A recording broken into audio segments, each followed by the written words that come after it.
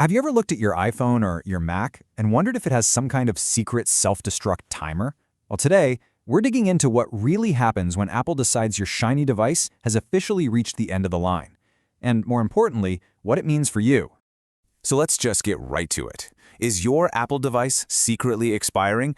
You probably don't even think about it until something goes wrong, but the short answer?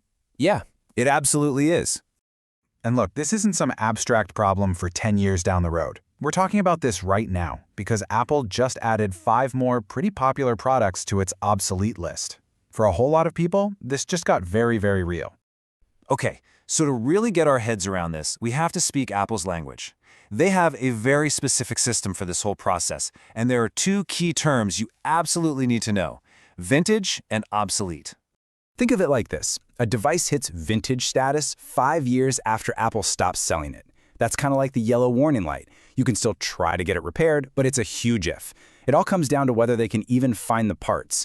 But obsolete, that's the hard stop. 7 years after sales end, and it is the end of the road. No more service, period.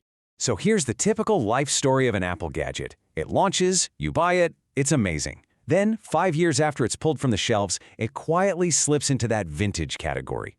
Then just 2 years after that, at the 7-year mark, it's officially game over. It's obsolete. And this quote really drives the point home. It's not that Apple is just being difficult, it's a full-on system-wide shutdown for that product. Once it's obsolete, even your local authorized repair shop literally cannot order the parts anymore. Your device is on its own. All right, so let's get down to the nitty-gritty. Who just got the bad news in this latest round? Let's take a look at the actual products that are now on the list. And wow, some real legends are on here. The original iPhone SE, everybody loved that thing for its small size. It's now officially obsolete. Same goes for that super light 11-inch MacBook Air from 2015, plus a couple of really popular MacBook Pro models from 2017. So if you're still using one of these, your official repair options have just vanished. Now this is where things get a little weird, especially if you own an Apple Watch. So if you have a regular, standard Series 4 watch, you're in the vintage category. Repairs might still be possible. But if you splurged on the Nike or the fancy Hermes version of that exact same watch, sorry, those are now obsolete. It all depends on which one you pick to check out. Okay, so you can't get your screen fixed. That's a hassle, for sure. But honestly, that's just an inconvenience. The real conversation we need to have isn't about hardware. It's about a much, much bigger problem: your security. This right here is the #1 reason to be concerned. It's not about the hardware failing, it's the software that's left behind. Long before your battery dies, your device probably stopped getting those critical iOS updates. And those updates aren't just for new features. They're plugging security holes that could expose all of your data. And this chart just lays it all out, doesn't it? The biggest risk by far of holding on to an older device isn't that you'll drop it. It's that it'll get hacked. Those security vulnerabilities tower over every other concern. And there's another problem that just kind of creeps up on you. Even if your device works perfectly fine, it starts to become an outsider in its own family.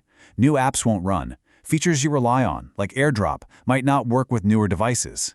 You slowly get pushed out of that seamless Apple ecosystem, which is a huge reason most of us bought in to begin with. Okay, I know this all sounds a little doom and gloom, but the goal here isn't to scare you. It's to get you prepared, because you can actually be smart about this and make sure you never get caught by surprise. So here's a really simple 4-step plan. First, figure out exactly what device model you have. You can find it right in your settings. Second, just Google Apple Vintage and Obsolete List and see where your device stands. Third, be honest with yourself about your security. And finally, based on all that, start thinking about your upgrade plan before it becomes an emergency. And here is a huge pro tip, something you really need to hear. Don't treat that 7-year window as a guarantee. It's more of a guideline.